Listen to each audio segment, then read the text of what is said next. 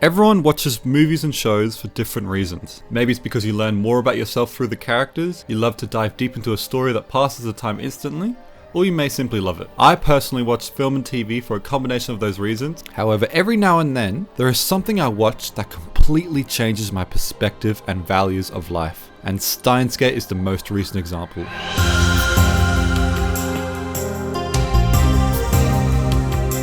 So I've been watching anime for a couple of years now. Most of them have hooked me in and become some of my favorite all-time fictional stories. However, none of them have ever hit me as personally as this show.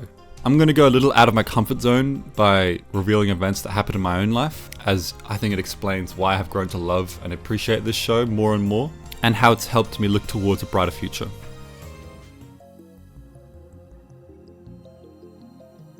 First and foremost, what is Steins Gate about? On the surface, it is about a young scientist and a group of friends that, well, fuck around with time machines. However, the show tackles topics and themes that become ingrained in the audience's mind due to how realistic the characters are portrayed, particularly in the case of Okabe Rintaro. Before we get to that, we must first find out what makes him so relatable by first exploring Okabe's wants and needs. On a surface level, we find out early on that Okabe wants to become a mad scientist as it will grant him respect and purpose. However, in order to be respected by not only the general public, but even his own lab members, he must first grow out of his immaturity in order to be taken seriously. He must stop acting as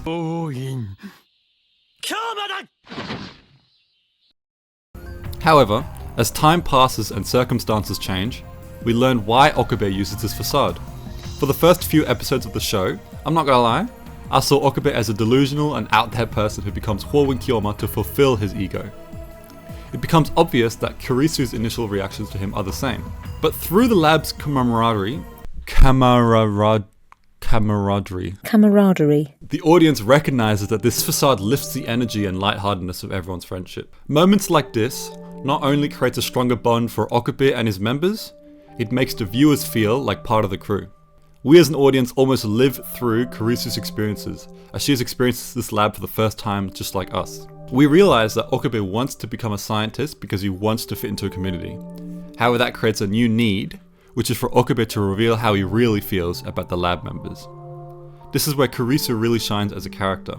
As she learns more of the lab and how Okabe operates, she realizes that Hworin Kyoma is Okabe's insecurity in order to get over his social awkwardness. We as an audience are invested in whether or not Okabe can overcome this insecurity and admit how he actually feels about the lab members. I'm not sure how many of you guys have this same issue, but I tend to put on a performance of who I act depending on who I'm with. Personality 1 with friend group 1, and then personality 2 with you know what I mean? Like, you act differently depending on who you're with, and that's how I kind of feel Okabe acts when he is Hworin Kyoma.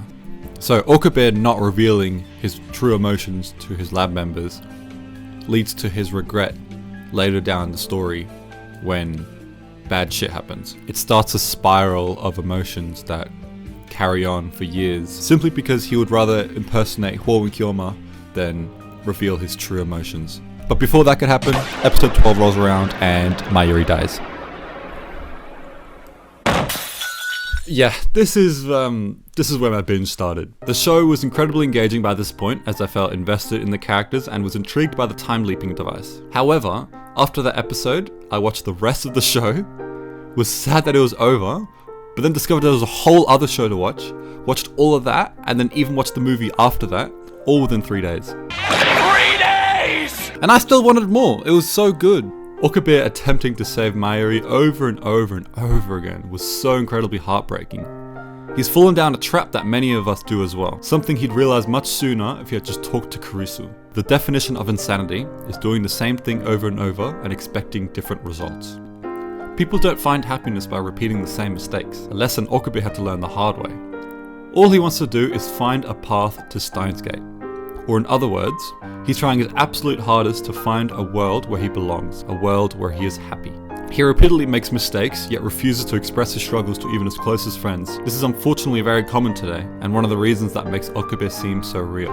By this point in the story, Hwo Kiyoma has completely disappeared. Not because he's acting as himself, but because he's avoiding people altogether. Sure, everyone deals with things differently, but eventually you're going to have to talk to someone in order to overcome whatever you're going through. We learned that this facade was formed in order to make Mayuri feel better. Reveals such as this completely change our view of Okabe. Not only because of a change of circumstances, but because our perception of him changes. We realize that Okabe doesn't act like his usual self for not only the next 10 episodes, but almost the entirety of Steins Gate Zero.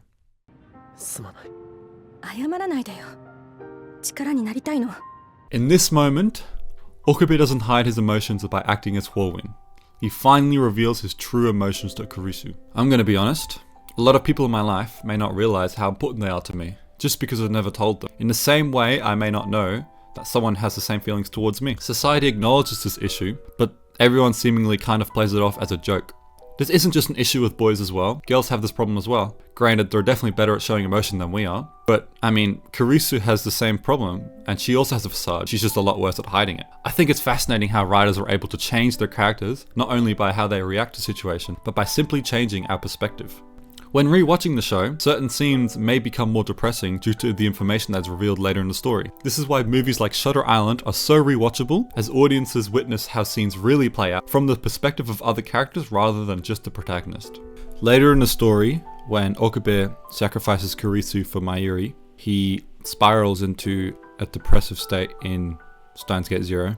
And he reaches rock bottom. And often when people reach rock bottom, they stay there for a long time, just like Okabe did. And he gives up on trying to find his Steins Gate. Now, Steins Gate Zero is where I felt more connected to the characters than ever before, mainly due to the situation I was going through at the time. During those 2 months of not uploading to the channel, it was partly because I was busy with final exams for my university, but the bigger reason was that I was going through a breakup with my girlfriend, who I've been with for 2 years. It's really difficult to talk about this because in the back of my mind, I'm thinking, shouldn't I keep up my facade that I'm doing okay? But that's exactly what Okabe does. And look how that turned out for him. With movies and shows, yes, they provide escapism. I can go into a world that may be more interesting, better than my current world. But something even more important is when they teach you a lesson or they change your perspective. And in this case for Steins Gate, it kind of taught me how to move on. Steins Gate Zero shows us that Okabe felt discouraged, unmotivated, and depressed over the course of the next year. This was very important as it shows the audience that it's okay to feel down for a period. As long as you're trying to move on, then you're doing it right. Something I really appreciated was showing how the characters around Okabe thought of him. Okabe portrayed himself as healthy, going to university, joining a tennis club, all of these positive things. We as an audience know that he's not doing very well on the inside, something I related heavily to during the time of watching the show. Okabe gives up on trying to find Steins Gate. We as humans also sometimes lose hope in trying to find the best life we can. This is completely normal. However, as this show has taught me, what shouldn't be normal is if you stay this way. I vividly remember one day missing out on the gym and almost being late for work, just so I could watch a couple more episodes of this show. That day, whilst working, all I could think about was Okabe, and how hard it must have been to move on from Kurisu. I kind of wanted to finish the show to see how he would move on, just so I could figure out for myself how to move on. And that kind of made me look up to Okabe as a role model. And I didn't come across this show until a couple months after it happened. And I really wish I found this show a few months earlier, because it really did help me move on. It is very hard, it is very difficult to move on from something like that, from someone you spent 2 years with. So to see Okabe spend so much time with Kurisu, you know, in Kurisu's world, they spent 3 weeks together, but in Okabe's world, they spent God knows how many weeks, months, years even. So to witness him in Steins Gate Zero struggle to move on made me feel it is okay to feel bad. You are like, this is normal. You are allowed to feel sad. However, what isn't normal is if you don't try to move on. I was thinking throughout my shift, like, yes, Okabe is going through a hard time, but at least he's trying to move on. Like, yes, he may not be okay on the inside, but he is trying, which is, you know, better than a lot of other people.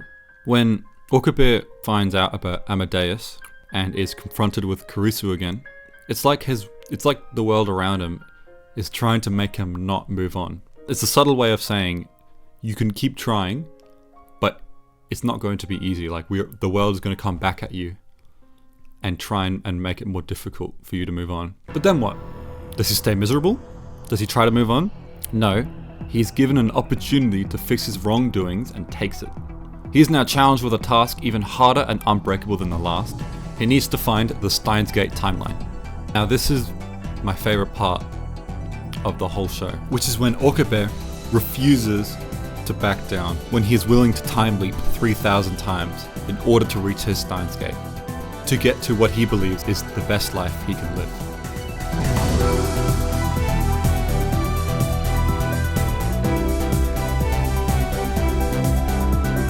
It is so inspirational watching Okabe time leap over 3,000 times of pure motivation just so he can reach the best life that he can live. We don't have the ability to time leap. However, we can reach our own Steins Gate world line by improving ourselves, by learning from our mistakes, by growing, developing good habits, and the list goes on.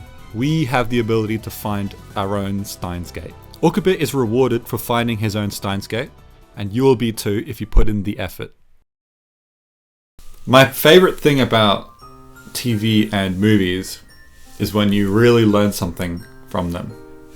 And with Steins Gate, I got to learn something whilst I was not in the best place. And because of that, this show has such a special place in my heart. It's been about like a month and a half since I've watched the show, and I feel way better now. Don't worry about comments saying like, "Oh, I feel bad for you." Don't worry, I'm completely fine now. Like, and I'm pretty sure that this show has helped me move on. Actually, I'm not pretty sure. I am sure. This is kind of cringe, but one of the ways that like I get reminded of this show is that I set my computer background to this.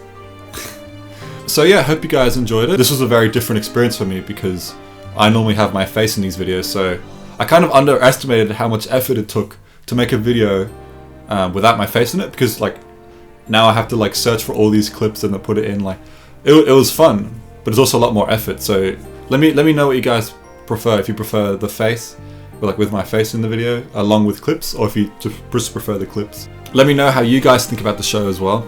I am really interested to know, and to see that there is still a big community for this anime is really nice to see. So yeah, hope you guys enjoyed the video, and I will see you next week with another video. See ya!